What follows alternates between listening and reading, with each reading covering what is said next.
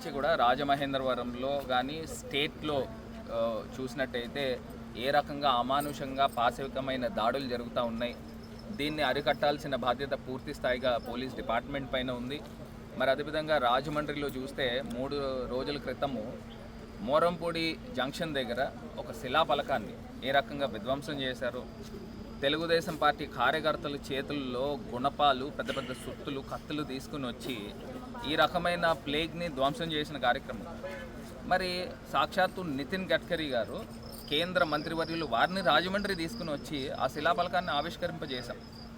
మరి వీరు బీజేపీకి కానీ వాళ్ళ మిత్రపక్షం అని చెప్పుకునే ఎన్డీఏ గవర్నమెంట్లో ఏ రకమైన గౌరవం ఇచ్చారు.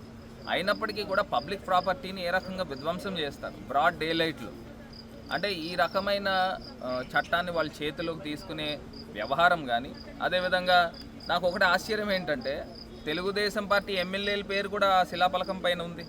భవానీ గారి పేరు ఉంది, అదేవిధంగా బుచ్చయ్య చౌదరి గారి పేరు ఉంది. వాళ్ళిద్దరి పేర్లు ఉన్నప్పటికీ కూడా ఈ రకమైన కార్యక్రమాలు చేస్తున్నారు అన్నారంటే ఒకసారి వీళ్ళు ఆలోచన చేసుకోవాలి. వాళ్ళకి ఏ రకంగా ఏ స్థాయికి నెత్తికెక్కుతా ఉందనేది ఒకసారి ఆలోచన చేయాలి. ఇది కాకుండా రాజమండ్రిలో ఒక పిల్లోడి పైన, సాయి అనే ఒక కుర్రోడి పైన దాడి చేశారు. పెద్ద బండరాయి తీసుకుని వచ్చి నెత్తిపైన కొట్టి 14 కుట్లు పడిన సందర్భం. మరి ఈ రకమైన దాడులు కల్చర్ అనేది ఎప్పుడు కూడా లేదు రాజమండ్రిలో. మరి ఈ రకమైన శాంటిటీ పాడు చేసే కార్యక్రమం చేస్తూ ఉన్నారు. ప్రజలు కూడా ఆలోచన చేయాలి. పోలీస్ శాఖ కూడా దానిపైన తగు సెక్షన్స్ పెట్టాల్సిన అవసరం ఉంది. ఎందుకంటే 14 కుట్లు పడి ప్రాణానికి అపాయం కలిగించే కార్యక్రమం చేశారు. అయినప్పటికీ, అది జరిగినప్పటికీ కూడా కొంతమంది అది దాడి చేసిన వాళ్ళు మళ్ళీ వాళ్ళ ఇళ్లపైకేను వెళ్ళి ఇది కేవలం శాంపిల్ మటుకే, నిన్ను లేపేస్తామనే పదజాలం వాడుతున్నారని ఆ అబ్బాయి కూడా చెప్తా ఉన్నాడు.